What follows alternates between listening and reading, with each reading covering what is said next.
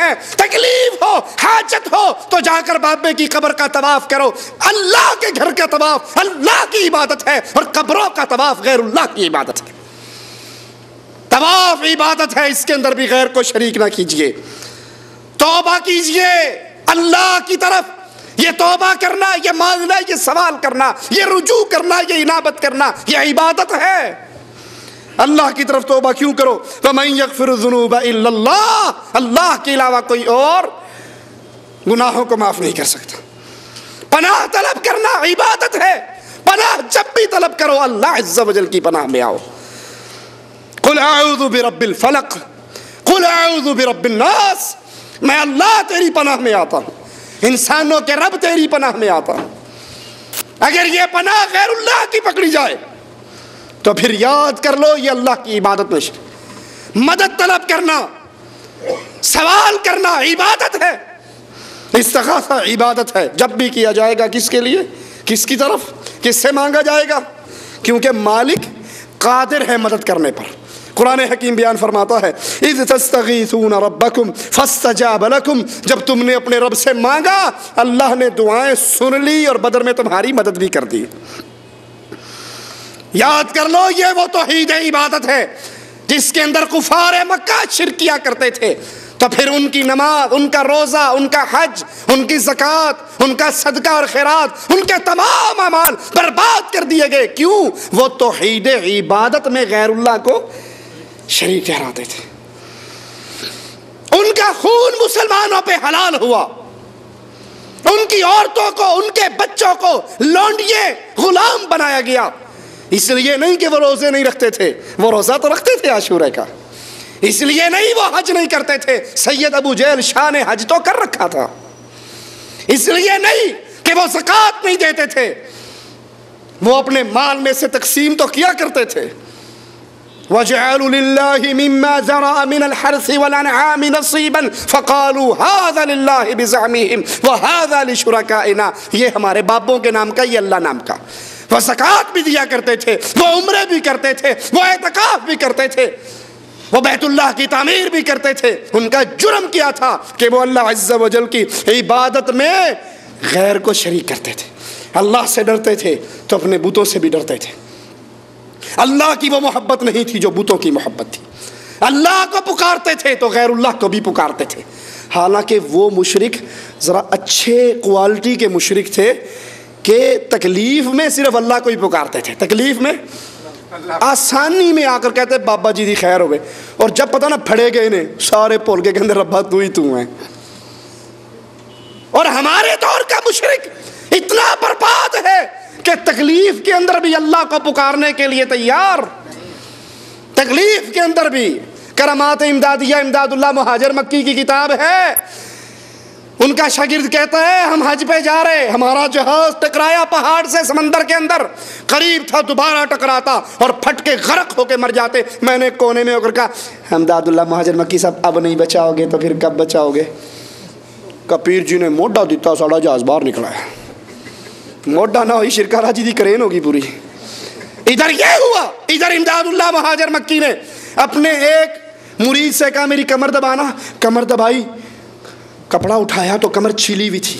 کہا حضرت میں اتنے عرصے سے آپ کی خدمت کر رہا ہوں اور آپ اس حجرے شریف سے باہر تشریف نہیں لے گئے، یہ کمر کیسے چھل گئی؟ کہا چپ چپ چپ، اے معرفت یہ گلہ تو نہیں جانتا۔ کہا نہیں بتاؤ تو صحیح۔ جب اس نے بہت اصرار کیا کہا تیرا ایک مرید بھائی تھا، وہ جا رہا تھا، اس کا جہاز ٹکرایا، قریب تھا غرق ہو جاتا، اس نے مجھے پکارا، میں بے چین ہو گیا۔ کفار مکہ تکلیف میں کس کو پکارتے؟ اللہ کو۔ اور یہ کلمہ پڑھنے والا مشرک کس کو پکارتا؟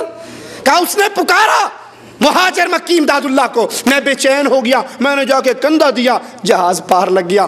اس سے چھلگی ہوگی کسی کو نہ بتانا۔ ایک بندہ سی یا وہیل مچھلی سی جس نے پورا جہاز کندھا دے کے پار کر دیا۔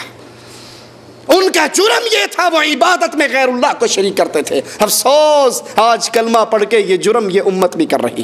اور یاد کر لو الذین آمنوا ولم یلبسوا ایمانہم بظلم اولئک لہم الامن وہم مہتدون۔ اگر عزت چاہتے ہو، ہدایت چاہتے ہو، راستہ ایک ہے، اللہ کی عبادت میں غیر اللہ کو شریک کرنا چھوڑ دو، شرک سے پاک ہو جاؤ، توحید خالص کر لو، توحید کی دعوت دو، توحید کی بنیاد پہ تحریکیں اٹھاؤ۔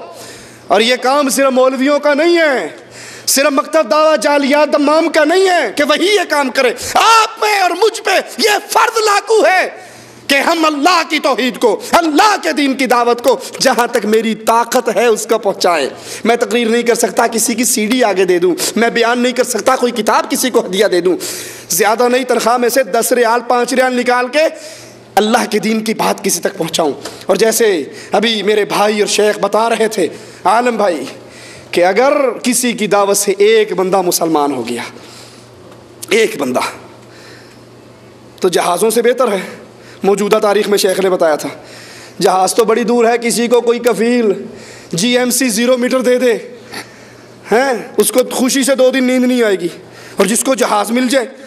لیکن معاملہ یہ ہے کہ ہمارا ایمان رب کی باتوں پہ، ڈاکٹر کی باتوں پہ ایمان۔ ڈاکٹر کہہ دے نا سگریٹ نہیں پینی مر جاؤ گے، کینسر ہو گیا ہے، اب دنیا ٹیل لگا لے کہ یہ سگریٹ پی لے، نہیں پیے گا۔ ڈاکٹر کہہ دے نا مرچیں نہیں کھانی بیماری بڑھ جائے گی، بیگم مرچیں ڈال لے صحیح، ڈنڈا مرچوں والا اسی کے سر میں آئے گا۔ دنیا کی باتوں پہ یقین ہے لیکن رب کی بات پہ یقین، اگر یقین ہے کہ ایک بندے کو دعوت دے دو اور وہ ہدایت کے راستے پہ چل پڑے، سرخ اونٹوں سے زیادہ قیمتی ہے، تو پھر اس غم کو اپنے دلوں میں پیدا کرو، اس غم کو لے کر اٹھو، رات کو بستر پہ لیٹتے ہوئے سوچا کرو 40 سال میں نے کیا کمایا ہے۔ میرے شیخ عبداللہ بہاولپوری رحمت اللہ علیہ، اللہ ان کی قبر کو جنت کا باغ بنائے، اللہ ان کو کروٹ کروٹ جنت عطا فرمائے، اللہ ان کو جنت الفردوس میں پیارے حبیب کا پڑوسی بنائے۔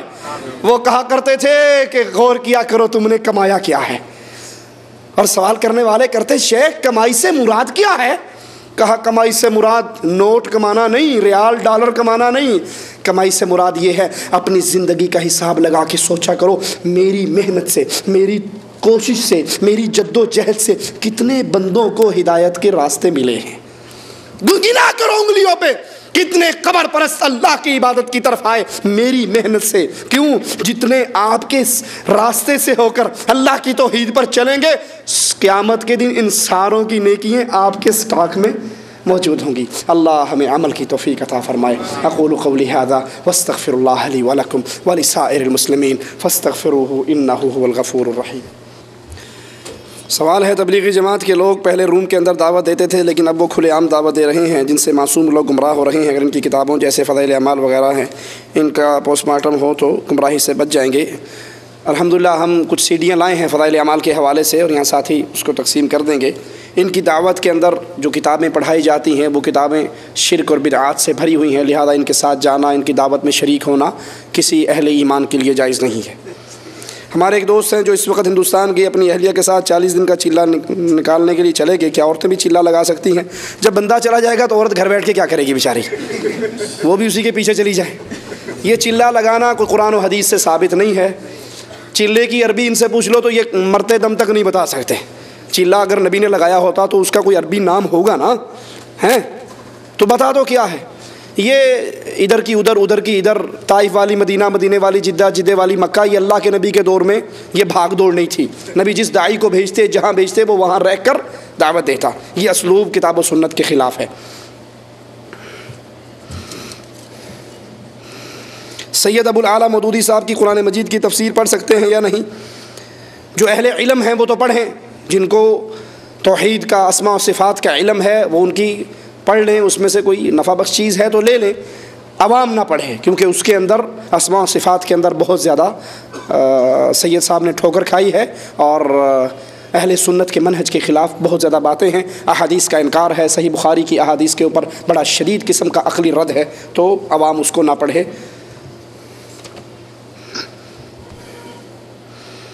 کوئی عورت اپنے شوہر کے ساتھ عمرہ یا حج کو جاتی ہے، کیا وہ مہندی لگا سکتی ہے جبکہ میقات کے بعد ہاتھ ننگے رکھنے پڑتے ہیں؟ مہندی کھل کر لوگوں کو نظر آتی ہے۔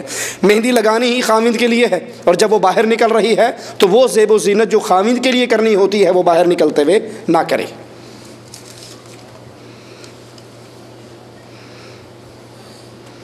عقیقہ اگر 2 دن کی بجائے 4 دن میں کر دیا جائے، عقیقے کی جو حدیث میں آتا ہے وہ 7ویں دن سنت ہے۔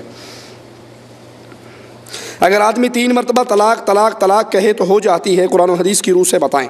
اگر سائل محمدی ہے